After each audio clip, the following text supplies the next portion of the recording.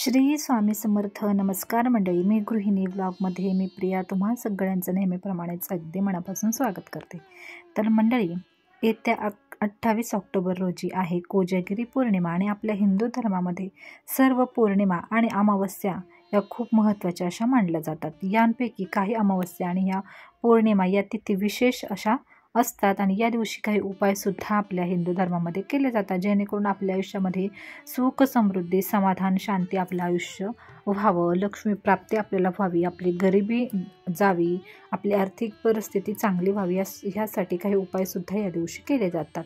तर आजच्या व्हिडिओमध्ये आपण कोजागिरी संबंधीची संपूर्ण माहिती पाहणार आहोत. तर आता कोजागिरी पौर्णिमा 2-3 दिवसांनंतर आहे आणि त्यामुळे म्हटलं की तुम्हाला ही माहिती तुमच्याशी शेअर करावी. जर तुम्हाला माहीत नसेलच तर आजच्या व्हिडिओमध्ये आपण कोजागिरी पौर्णिमेचं महत्त्व तुम्हाला मी सांगणार आहे, त्याचबरोबर कथा सांगणार आहे, मुहूर्त सांगणार आहे आणि त्याचबरोबर आपण या दिवशी दूध का आटवावं आणि ते दूध का आपण प्यावं हे सुद्धा पाहणार आहोत. तर हा व्हिडिओ स्किप न करता संपूर्ण पहा आणि हा व्हिडिओ आवडला तर आपल्या व्हिडिओला एक लाईक छान नक्की करा, छानशी कमेंटसुद्धा तुम्ही करू शकता. त्याचबरोबर अशाच प्रकारचे धार्मिक व्हिडिओ, आपल्या हिंदू सणांसंबंधीची संपूर्ण माहिती आणि श्री स्वामी समर्थांसंबंधीची संपूर्ण माहिती पूर्ण व्हिडिओ तुम्हाला आपल्या या चॅनलवरती मिळत जातील. त्यामुळे जर हा व्हिडिओ आवडला तर पुढचे व्हिडिओ पाहण्यासाठी माझ्या चॅनलला नक्की सबस्क्राईब करा आणि तुमच्या मित्रमैत्रिणींशी सुद्धा तुम्ही शेअर करू शकता. चला तर मग आपण आपल्या व्हिडिओला सुरुवात करूयात.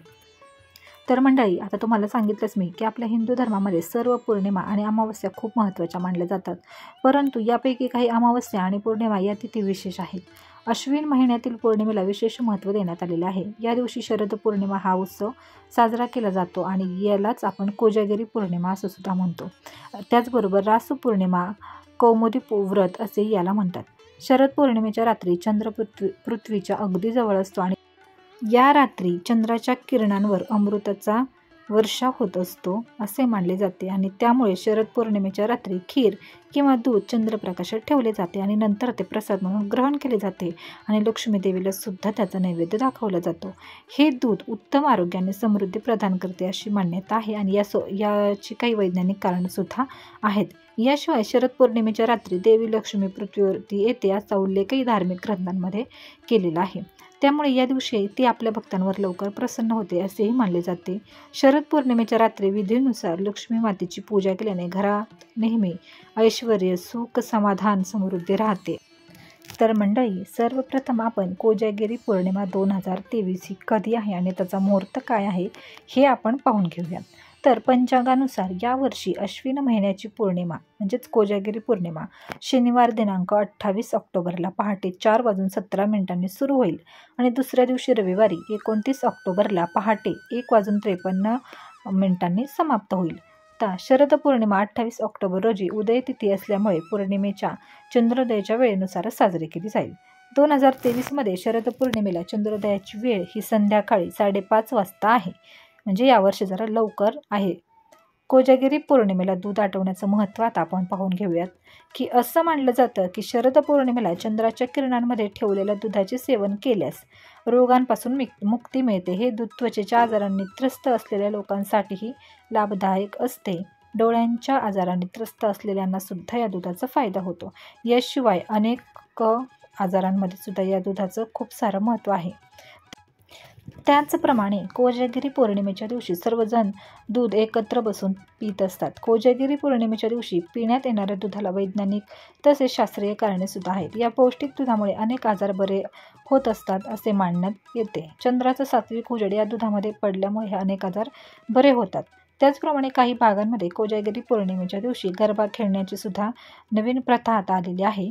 दूध होईपर्यंत सगळे छान असा गरबा खेळतात. सर्वजण आनंदात एकाच ठिकाणी बसून गोड दूध किंवा मसाला दूध पिण्याचा कार्यक्रम करत असतात. त्यामुळे कोजागिरी पौर्णिमेमुळे एकोप्याचा संदेश सुद्धा लोकांपर्यंत पोहोचतो.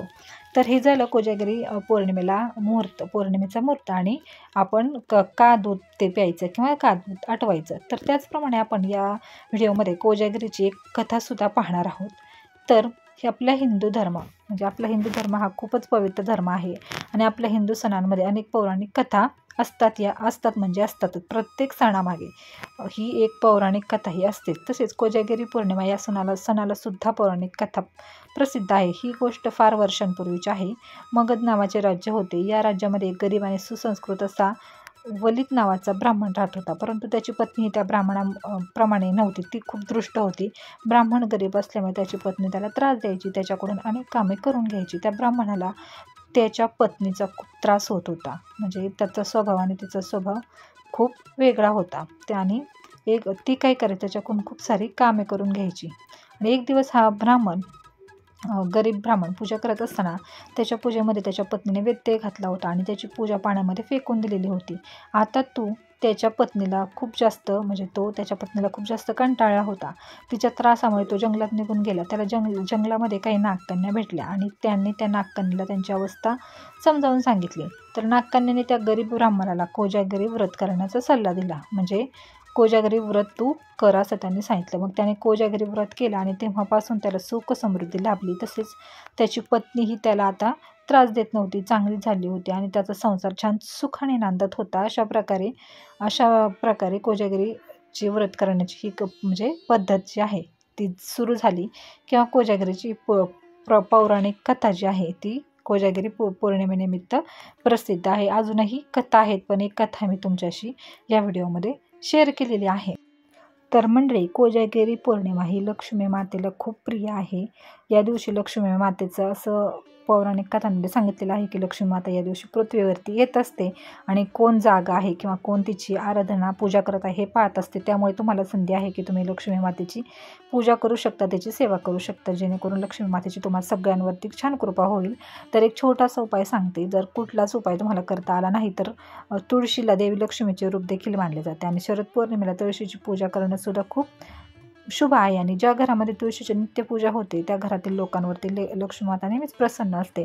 तर शरद पौर्णिमेच्या म्हणजेच कोजागिरी पौर्णिमेच्या दिवशी आपण जर तुळशीचा तुपाचा दिवा लावला आणि त्याचबरोबर सौभाग्याचं लेणं आपण अर्पण करू शकतो. ते कुठलीही वस्तू असू शकते जे सौभाग्याचं लेणं आहे किंवा मग तुम्ही अगदी ओटीसुद्धा देवीची भरू शकता, म्हणजे तुळशी मातेची ओटी भरू शकता आणि त्या ज्या वस्तू आहेत त्या दुसऱ्या दिवशी तुम्ही एखाद्या गरजू विवाहित महिलेला दान करू शकता. असं जर केलं तर तुमच्या पतीला दीर्घायुष्य लाभेल आणि तुमच्या घरामध्ये सुख शांती समृद्धी आल्याशिवाय राहणार नाही. तर हा छोटासा उपाय तुम्ही कोजागिरी पौर्णिमेच्या दिवशी नक्की करू शकता, जेणेकरून तुमच्यावरती लक्ष्मी मातेची कृपा राहील.